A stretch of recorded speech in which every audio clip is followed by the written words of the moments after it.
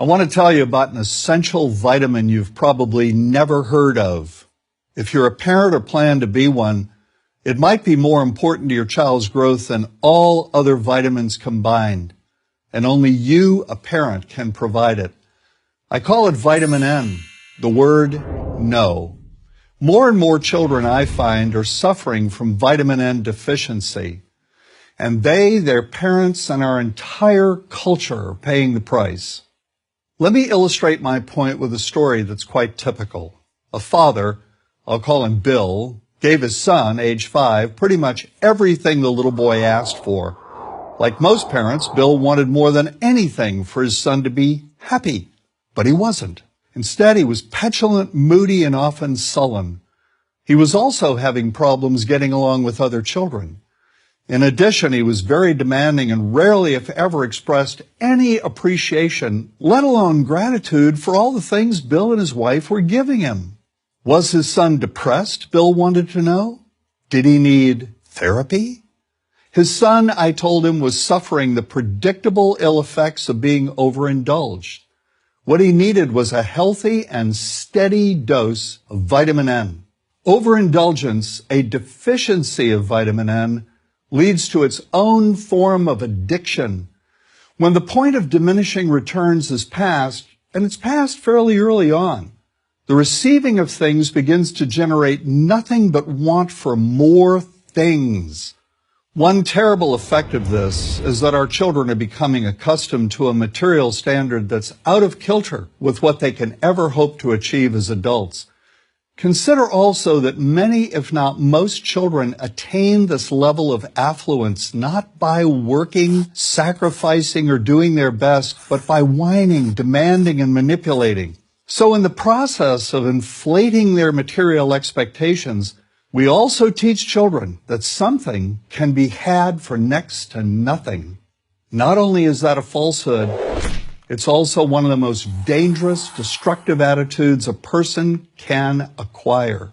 This may go a long way toward explaining why the mental health of children in the 1950s, when kids got a lot less, was significantly better than the mental health of today's kids. Since the 50s, and especially in the last few decades, as indulgence has become the parenting norm, the rates of child and teen depression have skyrocketed. Children who grow up believing in the something for nothing fairy tale are likely to become emotionally stunted, self-centered adults. Then, when they themselves become parents, they're likely to overdose their children with material things. The piles of toys, plushies, and gadgets one finds scattered around most households. In that way, overindulgence, a deficiency of vitamin N, becomes an inherited disease, an addiction passed from one generation to the next. This also explains why children who get too much of what they want rarely take proper care of anything they have. Why should they? After all, experience tells them that more is always on the way. Children deserve better. They deserve to have parents attend to their needs for protection, affection, and direction. Beyond that, they deserve to hear their parents say no far more often than yes when it comes to their whimsical desires. They deserve to learn the value of constructive creative effort as opposed to the value of effort expended whining, lying on the floor, kicking and screaming, or playing one parent against the other. They deserve to learn that work is the only truly fulfilling way of getting anything of value in life, and that the harder they work, the more ultimately fulfilling the outcome. In the process of trying to protect children from frustration, parents have turned reality upside down.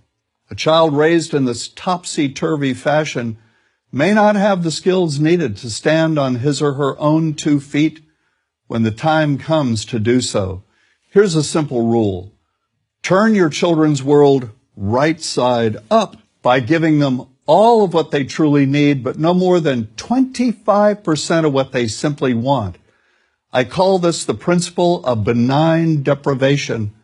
When all is said and done, the most character-building 2-letter word in the English language is no. Vitamin N. Dispense it frequently. You'll be happier in the long run, and so will your child. I'm John Rosemond, author and family psychologist for Prager University.